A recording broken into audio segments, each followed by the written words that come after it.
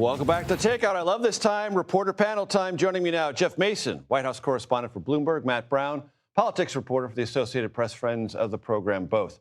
All right, I fouled this up last night. I was supposed to tell you about Darline Graham, note what she said about national security, and then how she tried to deal with that in the upcoming runoff in the South Carolina Senate race. Let's play Darline Graham's 2 sound bites, and then we'll talk about it. I'm just going to be honest here. I'm not on national security. I'm not that informed on national security,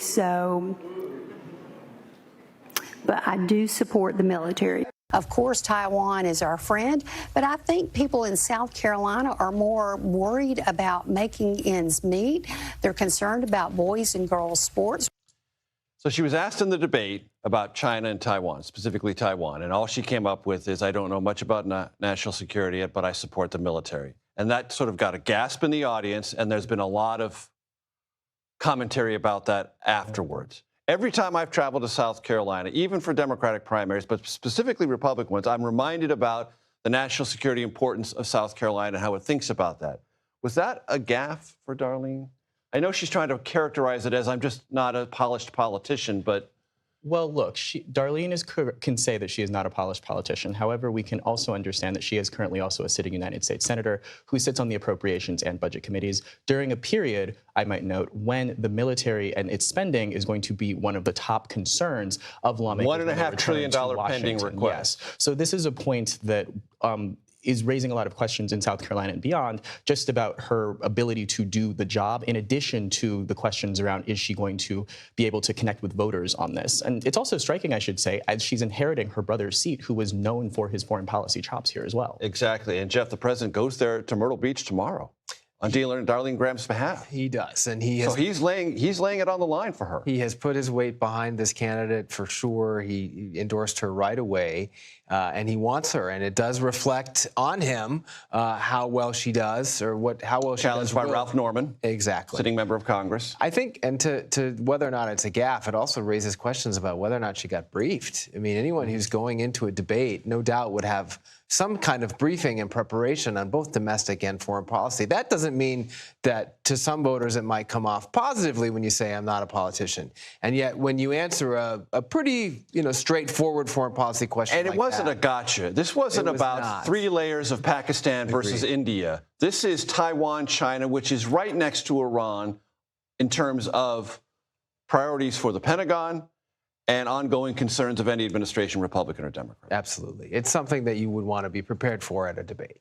You wrote about Trump time. Yeah. Which, having you and I both covered this White House, you know what it means. Super accelerated, always pushing, always aggressive, get it done yesterday. But now that's getting dialed back a little bit. Getting dialed back on a couple issues. What I wrote about was, the first year and a half of this second term, he has just powered through, especially that first year.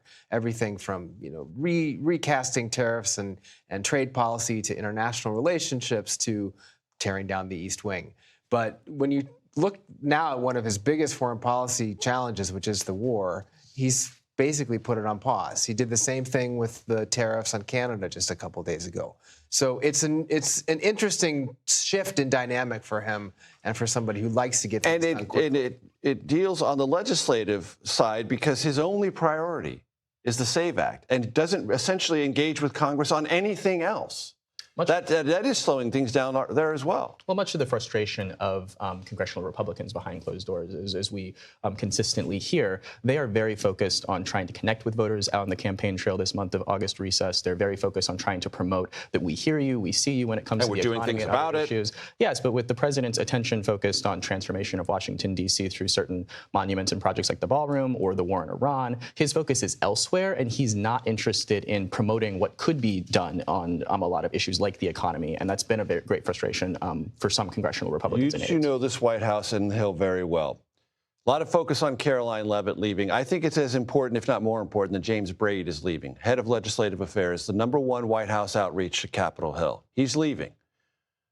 It's not a scandal. A lot of people leave about this time, but that's going to leave this White House down a person of significance. For sure. I mean, it's also beginning to look like a trend. You've got high-profile people leaving the White House, leaving Trump's administration before the midterms, not waiting it out. Not waiting until after. Usually it happens after. That's right. But they There's sense the almost verdict coming. always an exodus after. So that would not be unusual. This is unusual, and they are both heavyweights. I mean, I would argue that Caroline Leavitt, again, sometimes talking about a press secretary seems sort of silly for a bunch of reporters, but she was more than that in this White House. She was absolutely an advisor, and she was in the room, and so was he. Matt, you got 25 seconds on this.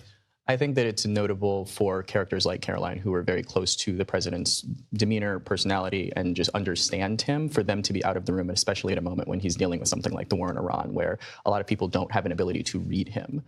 So that's going to be very important for both the Hill and even just inside the White House itself. Yeah, and whatever comes of the elections, there will be a lame duck Congress, and they will have to get it done at the White House without this person who knows the Hill better than anyone else in the West Wing. Jeff Mason, Matt Brown, always appreciate it. Thanks so very much.